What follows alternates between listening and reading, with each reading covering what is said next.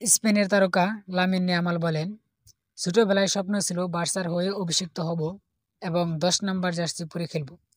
বার্সেলোনায় জন্ম নেওয়া প্রত্যেক শিশুই এই স্বপ্ন দেখে। মেসি তার মতো করে এটা গড়েছেন, আমি আমার মতো করে গড়ব। Lamine Yamal.